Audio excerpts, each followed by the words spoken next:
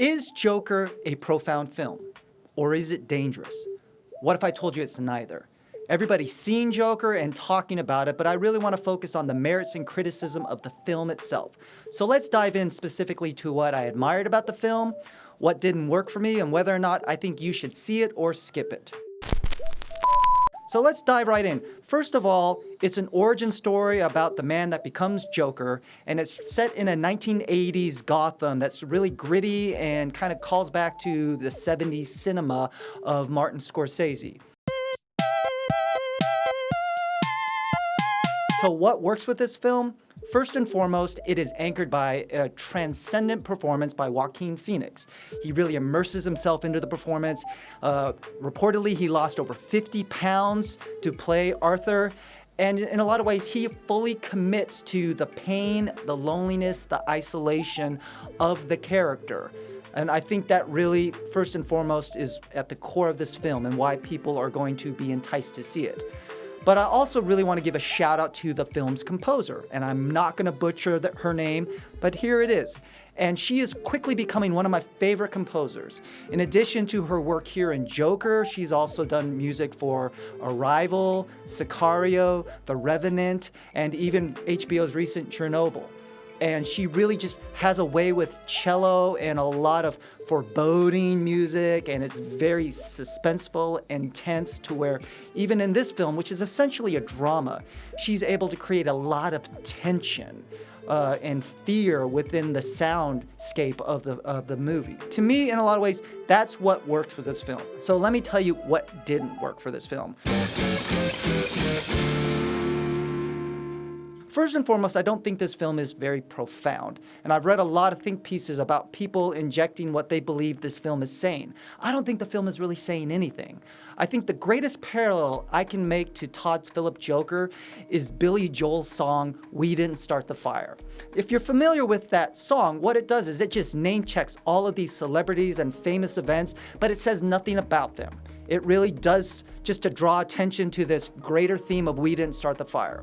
And essentially that's what Todd Phillips has done with Joker, is that he's thrown out all of these very topical and very important issues of mental illness, the ability for mental health services, elite and affluence versus the poor and disenfranchised. It's really highlighting the representation of maybe lonely, isolated, rejected young white men.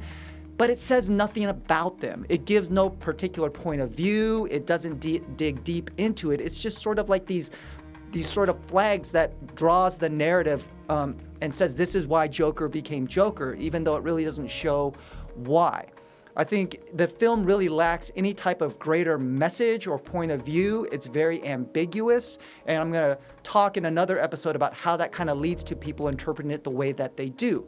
But essentially, this film is not profound. It has very serious topics that can draw a lot of profound commentary and think pieces, but the film isn't really interested in doing that. And I think that really is probably a disservice of Todd Phillips, the filmmaker, who I just don't think, based upon his track record as a filmmaker with movies like Starsky and Hutch, Old School, or The Hangover, I just don't think he's demonstrated that ability to take really serious and topical issues and be able to present them in a very nuanced manner. The other thing I think I struggled with was he was so invested in creating an aesthetic of the 70s New York. It really harkens back to a lot of very serious and wonderful pieces of film by Martin Scorsese and others. So when you're watching this film, it's hard not to think of Taxi Driver. It's hard not to think of the 1980s film King of Comedy. It's difficult not to think back to that 70s iconic film Network with all of the narrative and the storyline. And yet the problem is all those movies were far superior films, and they were more subtle and nuanced in what they were saying about our culture in that time, in the 70s and 80s. So here you have a film that's tackling today's topics, but it puts it in a 1980s sort of environment, which can really sort of, it was confusing to me of like, what was the purpose of setting it back then, other than to make you automatically associate it with these other films. All these other films that ultimately I think are far superior of films and have much more to say than this. But at the end of the day, did I enjoy this film? Should you skip it or see it? I say see it. the reality is it's an enjoyable film. It's pretty derivative. It's not really a traditional superhero film. It really is a gritty drama. Those that would accuse it of being pretty nihilistic and grim and dark, I can't really argue against that. But at the end of the day, the performance and the mood and atmosphere makes this worthy of seeing.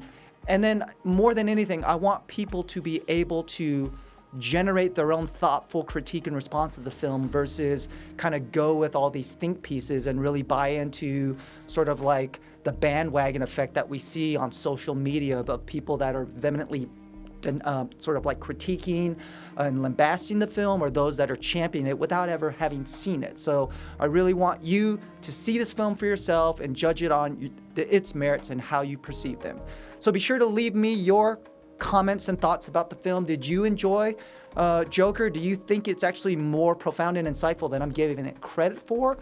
Or do you actually believe that it really is incendiary and dangerous and problematic? I'd love to hear your thoughts and reasons behind that.